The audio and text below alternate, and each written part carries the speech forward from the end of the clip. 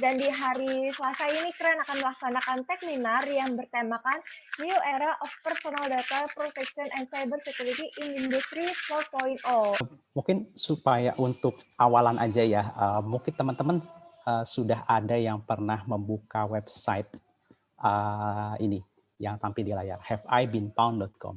Tulisannya memang begini ya, haveibeenpwned.com. Nah, situs ini situs apa? Situs ini sebenarnya situs yang bisa dibilang memberikan awareness kepada kita semua dan juga menginfokan kepada kita semua bahwa data-data pribadi dan juga data-data yang disimpan dalam sistem elektronik ini kita rentan, dan juga data-data yang cukup banyak dikumpulkan oleh penyedia layanan ini sangat-sangat rentan, dan juga di sini disajikan data situs-situs mana saja yang sudah compromise atau sudah bocor. Nah, kalau kita lihat statistik yang ada di sini, cukup mengerikan ya. Ada 499 website yang sudah bocor, dan ini sebenarnya hanya sebagian kecil yang dilaporkan dan juga datanya ditampilkan dalam website ini. Dan kalau kita lihat akun yang bocor, yang dikumpulkan dari berbagai situs yang sudah bocor ini, jumlah akun yang bocor jumlahnya sekitar 10 miliar lebih. Dan juga beberapa data-data lain yang memang nantinya bisa digunakan untuk memberikan kehati-hatian kita lah. Nah, mungkin teman-teman kalau punya kesempatan bisa dilihat download situsnya, kemudian kita masukkan email yang biasa kita gunakan. Nah, dari sisi cyber security sendiri, Indonesia saat ini sebetulnya posisinya tidak jelek-jelek amat gitu, dari sisi peraturan, dari sisi kemampuan teknikal, dari sisi sumber daya. Nah, makanya kita saat ini ada di posisi 41 di Global Cyber Security Index. Ini berdasarkan pengukuran terakhir itu di 2018. Nah, kita dari 165 negara, kita termasuk yang kategorinya baik lah gitu. Nah, tapi di samping itu sebenarnya ada banyak tantangan juga, terutama implikasi di bidang cyber security kita. Kalau ini tidak ditangani secara benar, sebenarnya potensi kerugian di sisi cyber kita, kalau ini terganggu, dan juga implikasi kerugian dari sisi makro gitu, kerugiannya ini cukup besar, sebesar 34 juta miliar US dollar, atau sekitar 3,7% dari GDP Indonesia, yang mana ini cukup besar ya. Dan 22% di antara perusahaan-perusahaan yang ada di Indonesia ini melaporkan bahwa mereka sudah pernah mengalami insiden cyber, atau mereka ya kena virus, kena webnya diganggu atau webnya diubah, ya web device ya istilahnya, kemudian jaringannya disusupi oleh intruder dan sebagainya. Dan ini tantangan-tantangan yang memang mau nggak mau kita hadapi. Nah, mungkin teman-teman ada yang bertanya, kita untuk kenapa sih data pribadi itu dikumpulkan gitu ya oleh para penyedia layanan, banyak penyedia layanan. Memang dari berbagai bisnis model, penyedia layanan ini punya bisnis modelnya masing-masing, dan bagaimana nantinya dari data-data yang mereka ambil dari penggunanya ini cukup banyak hal yang bisa dimanfaatkan dan akhirnya dimonetisasi dan dijadikan bisnis model tertentu. Tapi implikasinya dari sisi cyber security cukup serius juga akhirnya.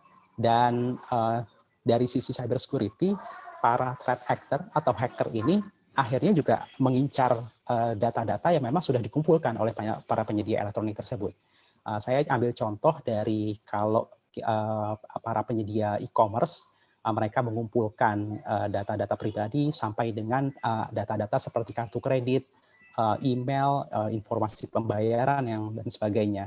Itu kalau dijual di dark web ya istilahnya, kalau di lingkungan yang kalau di fisik itu ada area-area tertentu yang memang itu basisnya kriminal, itu berkumpul di situ semua gitu ya. Tapi kalau di cyber itu istilahnya dark web, bagian tertentu di internet yang hanya bisa dimasuki oleh orang-orang tertentu yang memang sudah punya jaringan, dan itu hanya bisa dimasuki oleh kebanyakan para threat actor. Itu mereka berkumpulnya di situ, mereka bertukar jual beli di situ.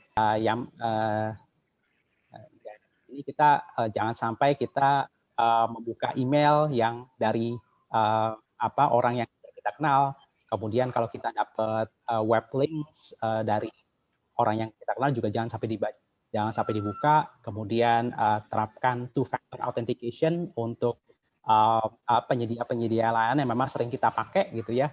Kemudian beberapa tips lain penggunaan antivirus dan juga jangan sampai kita software bajakan kita pakai. Kemudian dari sisi korporasi juga ada beberapa tips juga bagaimana mengamankan atau melindungi data-data yang ada di perusahaan. Yang pertama, inventory dan control of hardware asset. Jangan sampai ada hardware ataupun software aset nantinya yang kita pakai yang nggak terkontrol, karena untuk mengamankan data kita pasti kita harus punya gambaran lengkap tentang sistem yang kita kelola, dan juga harus ada penilaian kerentanan secara kontinu. Jangan sampai ada kerentanan tertentu yang nantinya itu dimanfaatkan oleh para threat actor atau hacker sehingga mereka bisa masuk ke dalam sistem kita. Ini contoh nih kemarin baru rame ya terkait sama WhatsApp yang menyampaikan bahwa datanya akan dikonek ke Facebook dan seterusnya gitu. Terus banyak yang akhirnya membahas, wah WhatsApp tidak aman, kita pindah aja ke Telegram. Saya bilang Telegram juga nggak aman, punya Rusia gitu. Berarti dibaca sama Rusia, kita pindah ke Signal gitu. Terus dia bilang, Signal kan punya Amerika, sama aja tuh dibaca CIA. Jadi udah rame gitu. Akhirnya semua ada ketakutan bahwa, wah platform digital tidak aman. Namun yang cukup menarik adalah ketika merasa bahwa, wah data kita di WhatsApp dibaca sama Facebook nih, gitu, dikonek ke Facebook. Oh, terus dari itu kita pindah yuk ke Telegram. Tapi Facebooknya tetap nyala. Gitu. Atau tetap pakai Instagram. Ya, Instagram, Facebook, dan WhatsApp kan satu perusahaan yang sama, di mana mereka memang melakukan konsolidasi pengumpulan datanya. Termasuk misalnya dirasa bahwa wah WhatsApp nih mengkonek datanya ke Facebook jadi tidak aman. Tapi dia handphone Android-nya mikrofonnya tetap dinyalain gitu. Sehingga ketika lagi ngobrol di kafe ngebahas tentang handphone Samsung misalnya, pas buka Instagram iklannya Samsung muncul kayak gitu. Artinya apa? Artinya memang secara teknologi selama kita menggunakan platform digital, pasti datanya ada yang ngumpulin. Nah, sehingga yang penting bagaimana caranya supaya kita aware terhadap data privasi. Kenapa sih Facebook pengen mengkonsolidasi data Facebook, Instagram, dan WhatsApp-nya? Karena poinnya untuk bisa nanti memahami pengguna sehingga iklan bisa masuk. Sama seperti Google juga, sama seperti yang lain-lainnya. Nah, ini 2010 nih. 2019 kayak gimana? Kayak gini. Bayangin, ada sekian banyak platform digital yang secara reguler pasti akan mengkolek data. Jadi ini tahun 2019 nih. 2021 pasti lebih banyak lagi. Oh, banyak mengkolek data juga sebetulnya. Gitu, mengkolek behavior orang. Operating system juga mengkolek behavior juga. Gitu. Terus ini contoh sosial media platform tahun 2010 kategorinya cuma ada 4. 2019 kategorinya jadi ada 6. Ada publishing, sharing, public. Nah, itu sebabnya kenapa kadang Instagram ada yang di-lock. Gitu. Karena dia tidak pengen kehidupan pribadinya dilihat sama publik. Gitu. Atau misalnya, WhatsApp nih nggak aja ke Telegram group gitu. Ya selama masih ada teknologi yang namanya screen capture atau ngerekam layar handphone pakai kamera lain, tetap akan bocor juga. Selama teknologi digunakan, pasti akan ada yang mengumpulkan datanya. Makanya kita perlu dan penting memahami yang namanya literasi data atau literasi. Jadi bagaimana sih caranya supaya kita bisa melindungi data privasi kita? Nah, caranya adalah kita perlu paham yang namanya algorithm bias, gitu. Di mana bias algoritma itu di setiap pemilik platform itu berdasarkan inputan data yang dimasukkan. Sehingga kita bisa memanfaatkan algoritma pemilik platform untuk kepentingan kita sendiri. Kita contoh ambil studi kasus, pasti ibu-ibu atau mahasiswa yang ada di sini atau rekan-rekan sekalian pasti pernah mengalami hal ini. Kadang kan kita bingung, Assalamualaikum, permisi, kami di sini menawarkan pinjaman dana untuk usaha berobat dan layanan pinjaman Min. Kapan kita ngelakuin pinjaman? Kadang kita berpikir seperti itu. Perasaan nggak pernah deh ngelakuin pinjaman, kok bisa-bisa ada SMS seperti ini. Nah, ini patut kita curigakan, apalagi dia mengirim link yang mencurigakan seperti ini. Terus nomornya pun nomor tidak jelas gitu. Nah, di sini kita bicara aman. Dalam bahasa Indonesia, aman itu disatukan, kalau misalnya di bahasa Inggris itu dibedakan safe dan secure itu berbeda. Safe itu lebih ke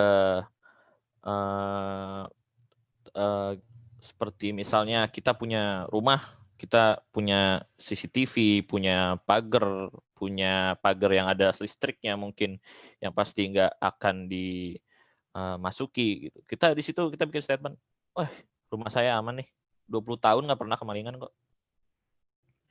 Jadi safe itu lebih ke teknisnya, kalau secure itu lebih ke sekuritasnya. Banyak banget orang itu yang meremehkan kata sandi. Padahal itu hal kecil, tapi sebenarnya orang itu tahu itu tuh nggak aman gitu. Tapi dia masih melakukan karena apa? Dengan alasan takut saya lupa. Saya orangnya lupaan, saya pikun, saya bikin kata sandi yang gampang aja deh, biar cepet diingat. Padahal itu sangat-sangat kritikal sekali. Kalau misalnya kesalahan kecil itu terjadi kata sandi ini. Saran saya sih kalau misalnya sandi itu kalau bisa pakai contoh kayak rumus matematika dasar. Misalnya X1 min X2 plus X besar 3 sama dengan apa? Terus di sini juga kita harus manajemen sosial media kita. Banyak orang kadang sharing di sosial media itu agak berlebihan. Termasuk contoh misalnya Instagram, kadang orang di biodata yang mungkin berpasangan ya, kadang dia di biodatanya itu nge-mention nama pasangannya. Terus banyak juga yang di sosial media itu naruh data-data selain dia, yaitu keluarganya, misalnya orang tuanya. Di situ dia kasih nama orang tuanya apa namanya. Di situ kan juga kadang ada kerentanan di mana orang kadang si hacker ini mengambil kata sandi itu biasanya dari situ juga bisa. Menggunakan software yang aktif. Yang aktif ini dalam artian itu sering update terus. Ya contohnya ya yang kita pakai sekarang ini Zoom. Kemarin sempat terjadi katanya Zoom nggak aman, ya kan. Terus akhirnya Zoom nge-upgrade dan ya alhamdulillah sekarang mungkin udah lebih baik. Ransomware itu ketika kita mau buka file kita, tiba-tiba file kita ke-lock gitu. File kita ke-lock, terus kalau kita mau buka ya, tuh orang ngancem kita. Ngancem kita harus bayar sekian kalau misalnya mau buka. Nah, kadang juga di situ orang sering panik. Orang karena panik diancam, jadi dia bingung mau kemana. Padahal kita punya polisi cyber, bisa ngelapor mungkin, Kominfo mungkin. Dari membuka dan menghapus email yang mencurigakan. Nah, gimana sih cara kita memfilter web? Kadang kan kita bingung, hindari membuka dan menghapus email, hindarilah membuka web yang mencurigakan.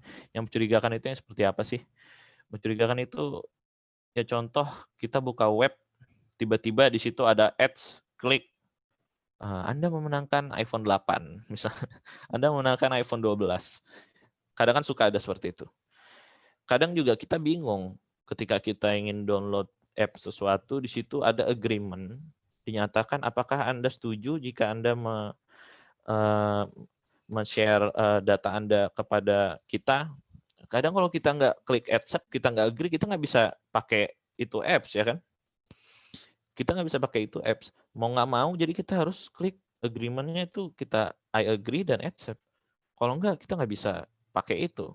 Di situ juga banyak kadang yang menjebak. Tapi kalau untuk yang sudah perusahaan-perusahaan besar itu ya tidak apa-apa sih, nggak usah diragukan juga. Kalau kita ngebahas tentang ini aman, ini enggak ada habisnya sebenarnya.